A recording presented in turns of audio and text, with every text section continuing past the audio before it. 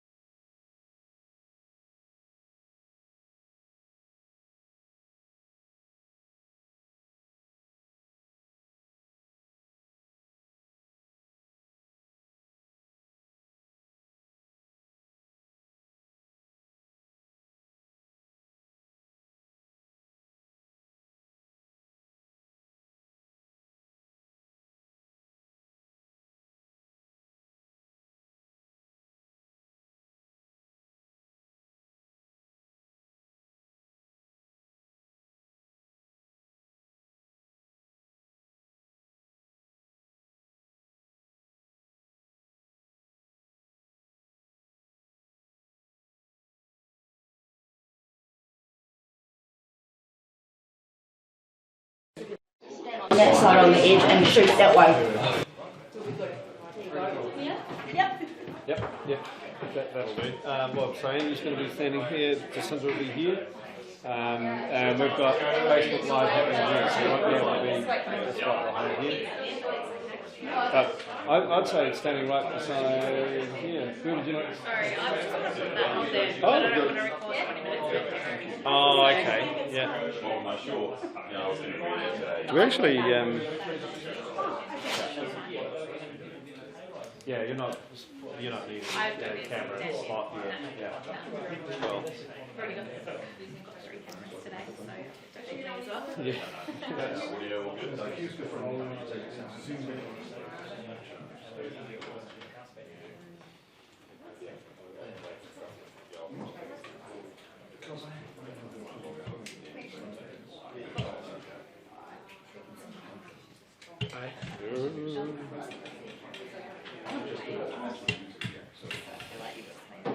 You can move this if you want, but it has to go back to it. Cool.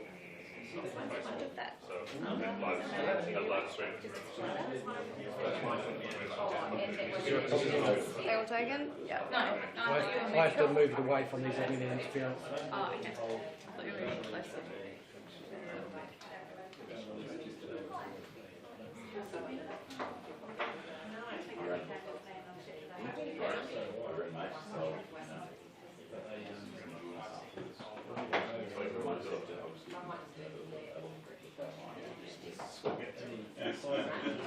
Not getting a light balance. No, got it. Sweet.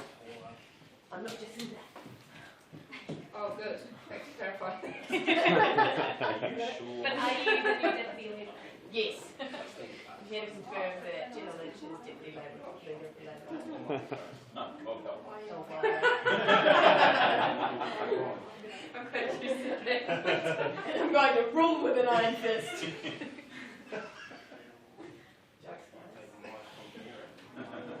But seriously, she's going to run express garage here. Watch out. Yeah, watch it. Be a good party though. You know, money for everything. 5 minutes to go. No water, no swap. Sorry? What sort of files does it shoot? It's not on MP4. MX. Oh.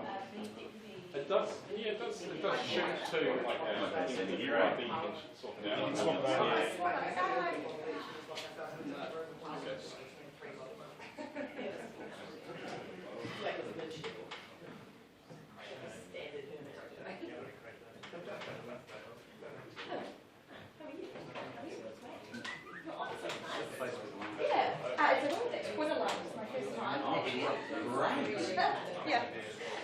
Auckland, That's so a nice tripod. Is it from AliExpress?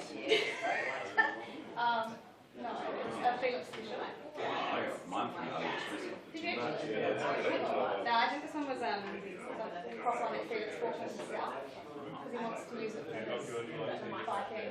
You know, his nice biking.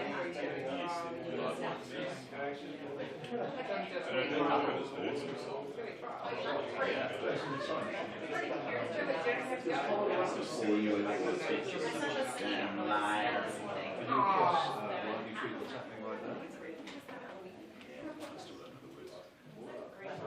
Sweet, have you got all here? Yeah, still awaiting the smoke signals. Got a wild card, Nandel Tarnchos is standing as well. PBS said you'll have purple smoke coming out of the room. Yeah. Thank you. Bye-bye. Okay, cool. Yes. What's our ETA? About 5 minutes away. Yep. 5 minutes. Oh, yeah. Pretty fast. We'll have some smoke signals for you, Lloyd. Black and white. You're about to say we can have some smoke and you're going to... Oh, some strobe lights, yeah. 20 seconds, Lloyd. Okay, bye. 5 minutes and 20 seconds. No, just 20 seconds.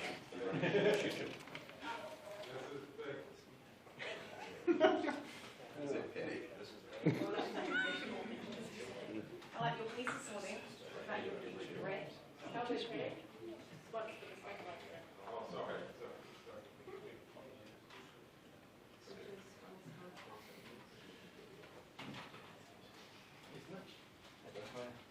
Oh, it's confirmed. She's the deputy. Breaking. Should they breaking it? Breaking. No, they just email.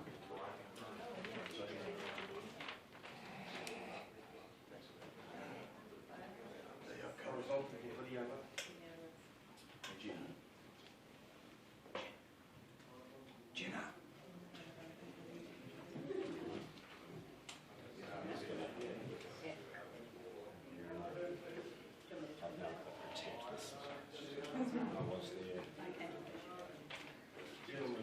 Morning, Tracy. No, just a run sheet. Wasn't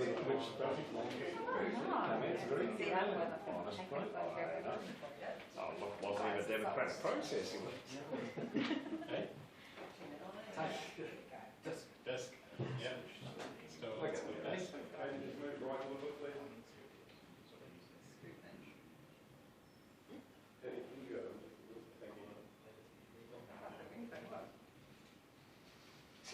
Mike's just sitting in that office there. That's what they come up and says, you know. Kind of relationship with them.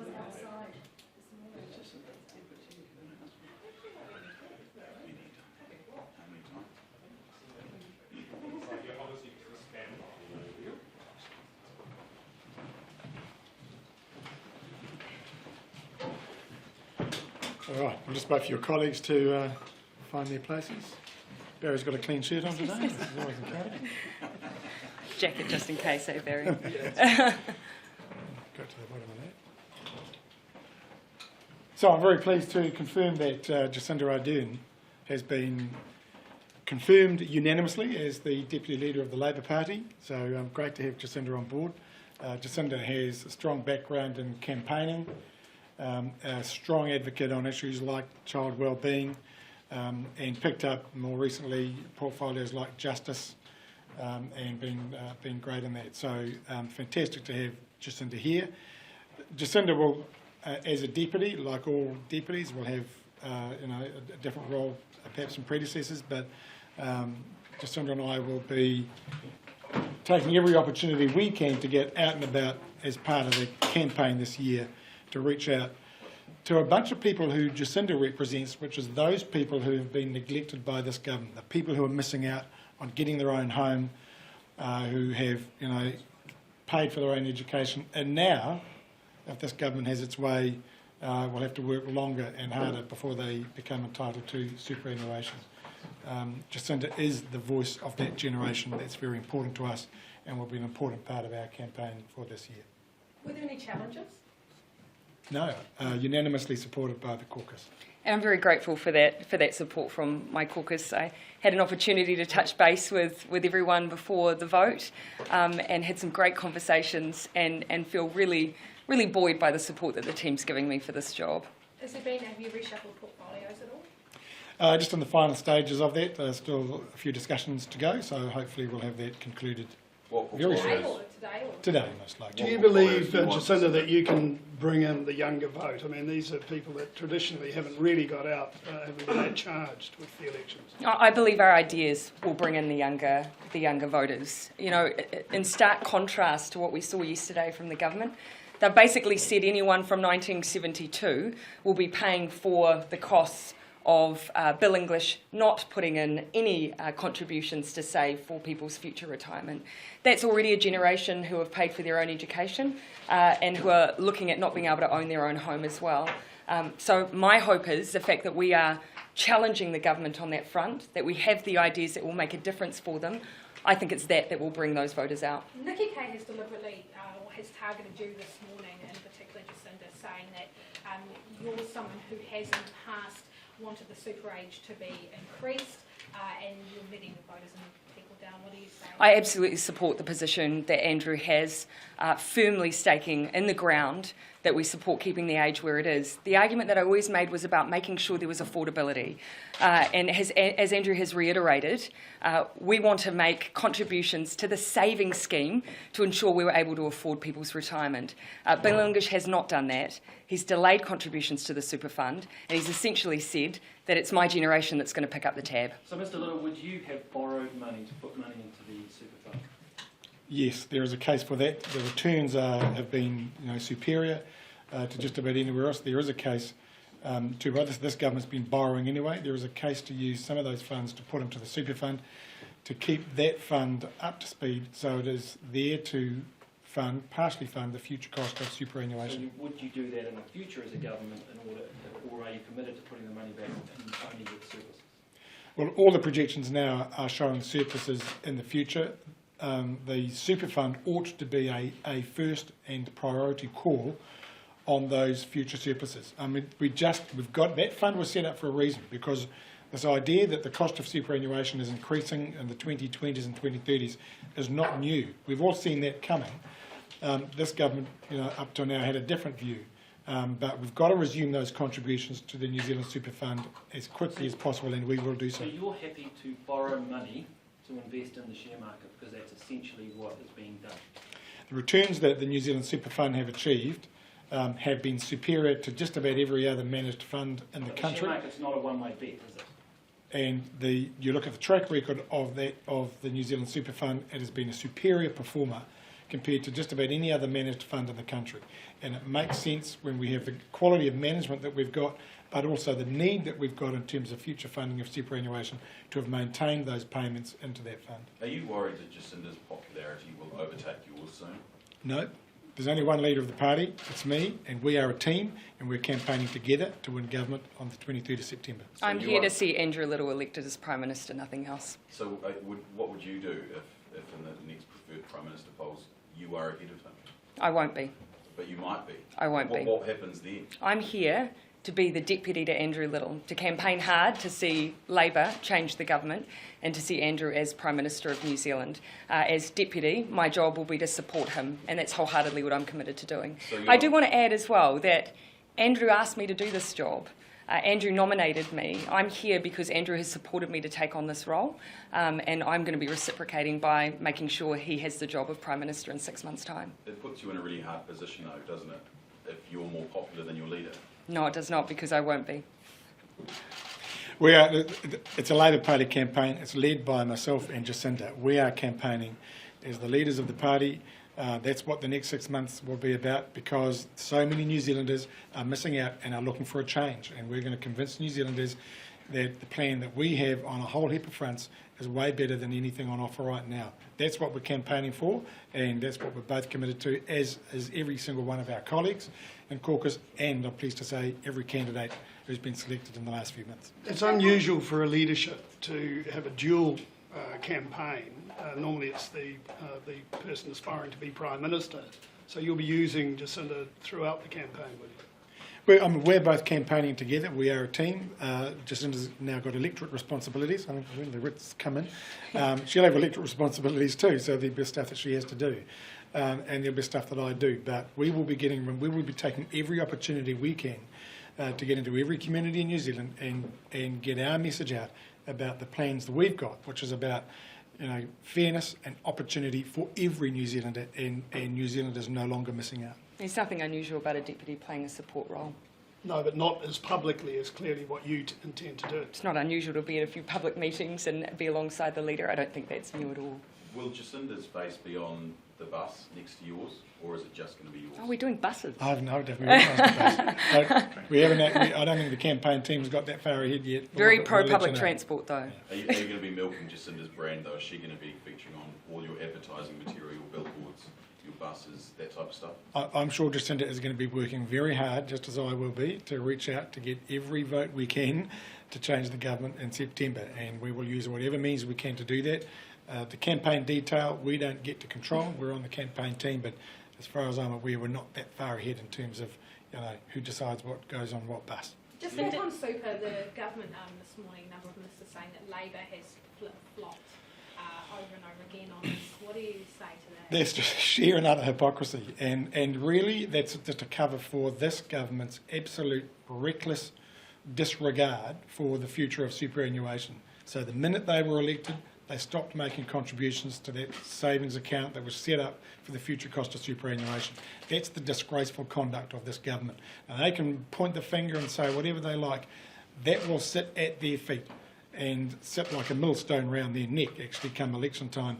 This government, in office right now, with Bill English as Finance Minister and now as Prime Minister, has failed the future for so many New Zealanders in announcing what he announced yesterday, and we're not going to have a bar of it. If this happens, you'll get to retire 2 years before Jacinda. How's that, Jacinda? And the fact that Andrew's pointing out the issues around the fairness of that, in context as well, because it's not just about the age, it's that the age is now being thrust upon a generation that this government has ignored in so many other ways.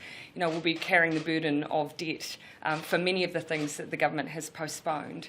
And so the fact that Andrew sees the lack of fairness in that and is defending that generation, I think is incredibly important. That's your generation. Did you have a student loan, and how long did it take? I made certain life choices, like living at home. That meant that I didn't carry a student loan, but it did change the decisions over where I studied.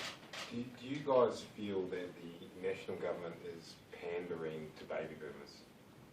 I don't think it's about offsetting one generation against another. It's about acknowledging what the baby boom generation had access to, and the fact that I've noticed they care very much about how their children and grandchildren are being affected by policy decisions like this. So I don't think this has to be a generational war, but an acknowledgement of what's gone before and which generation are carrying the burden in the future. I suspect what's underlying it is that the National Party have discovered that they have a leader who's getting little traction. Everything he does pretty much turns to custard, so they make a big water announcement. It turns out they're supporting more polluted water.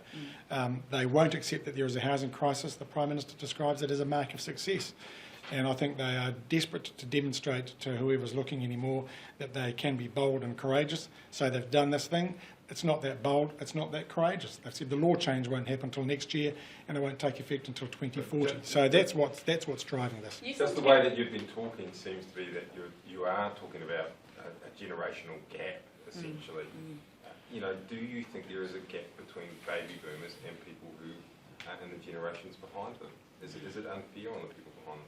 It's definitely unfair on the people behind them, but I think this is a mark of a tired, out-of-touch government. They don't understand what the impact of their announcement, actually they're sort of stumbling through it over the weekend, has had on a lot of people, and particularly young people now who have little expectation of ever owning their own home, who know that they carry a big burden of debt for their studies, and now have been told, and you're going to work a couple of years longer.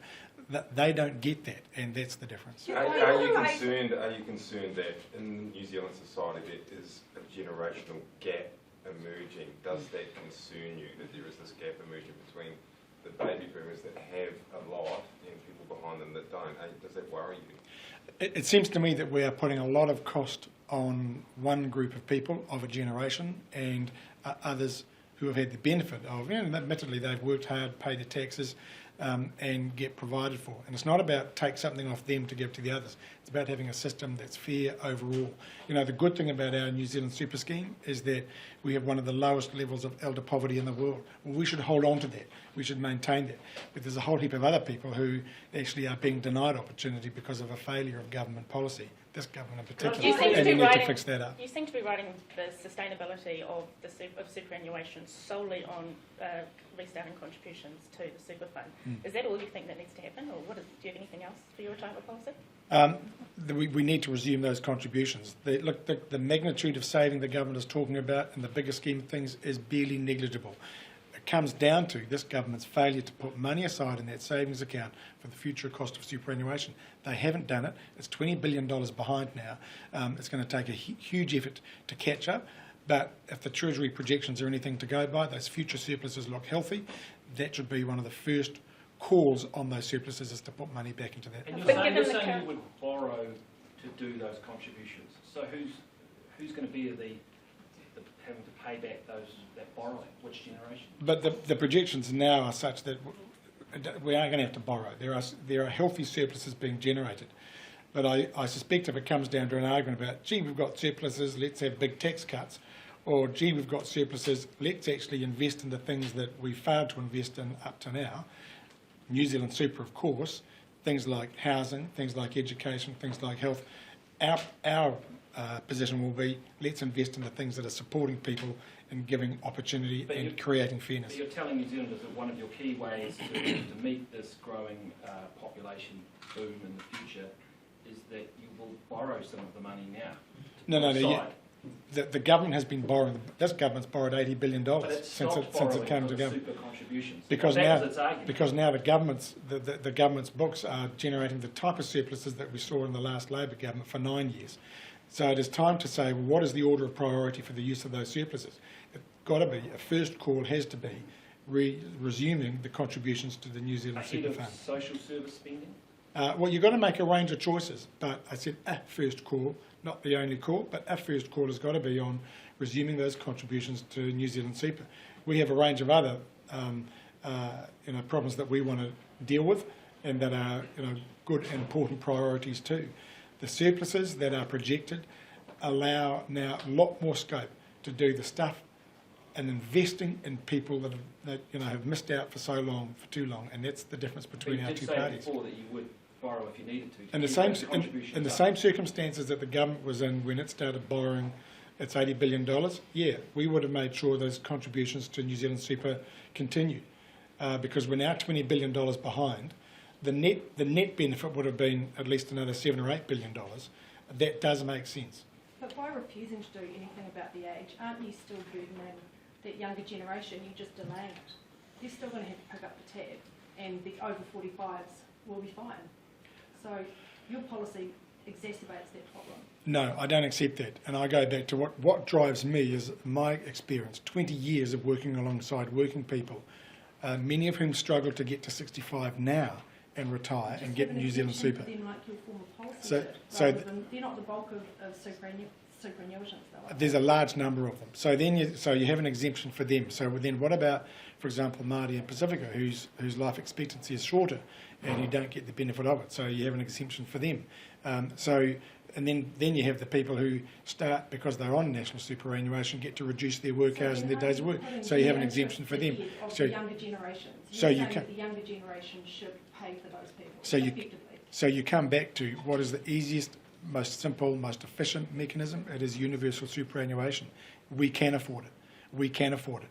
And we can afford it through ongoing GDP growth, because when you have a look at what this government has said about what adding another 2 years of work life will do by 2040, the saving is negligible.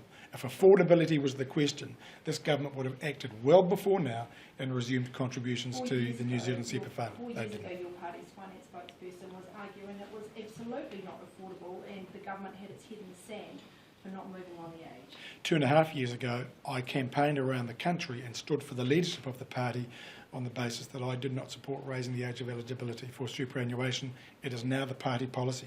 That is Labor's policy. That's what we're going into this election campaign with. Do you So really did, think did you 18 and believe in that 20-year-olds policy at and the last people who are election, going... Jacinda, or were you just paying it lip service? I believed in making sure that there was a universal superannuation available for my generation.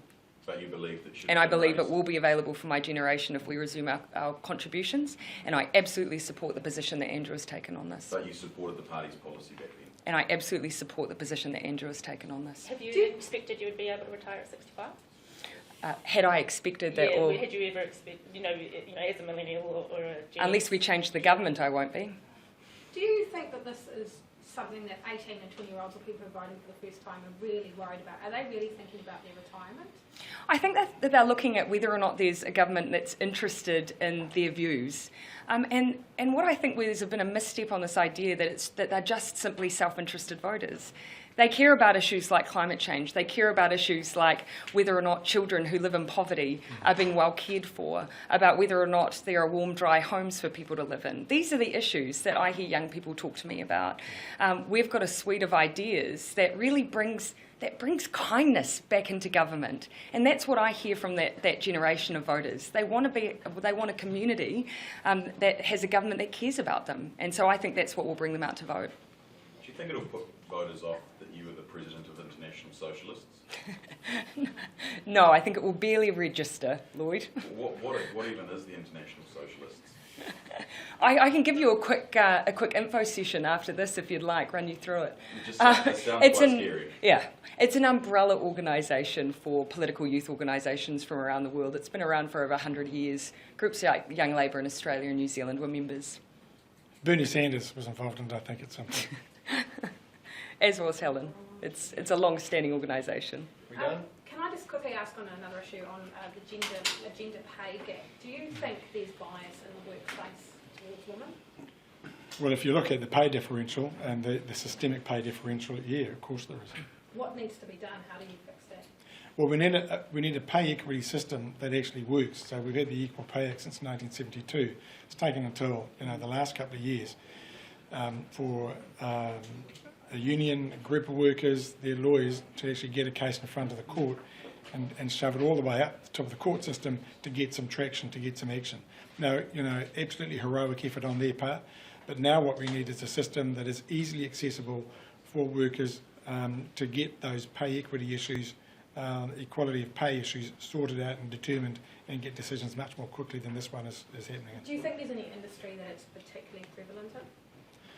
Well, I think, the Christine Bartlett case, which comes out of home care workers, and then you've got the aged care workers, people working in retirement homes, women-dominated industries where there just is this inexplicably, systemically low level of pay, and it beggars belief, it defies explanation, and we've got to fix that up. There's no reason why mainly women, but also men, looking after some of our most vulnerable, our elderly, including making sure they're comfortable, they're getting fed, that they are warm, that they're getting their meds, should be paid at pretty much close to the minimum wage. That is outrageous given the responsibilities they've got. What would Labor do across the board? Because how do you force workplaces in any industry to pay women the same as men?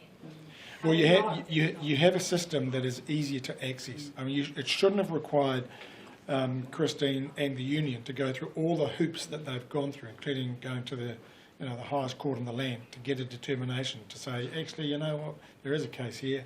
We'll give you a chance to sort it out before we make a final determination. And what's 2 years or more it's been? That's crazy. So we have to have an accessible system so groups of workers and the unions who see a question can take it there, get a decision, get it implemented, obviously work with the employers affected as well. Yeah, but shouldn't it be about working with the employees, the employees first rather than it being a latter thing? Shouldn't it be when someone's employed that they're paid equally? Yeah, and isn't it about changing employers and bosses?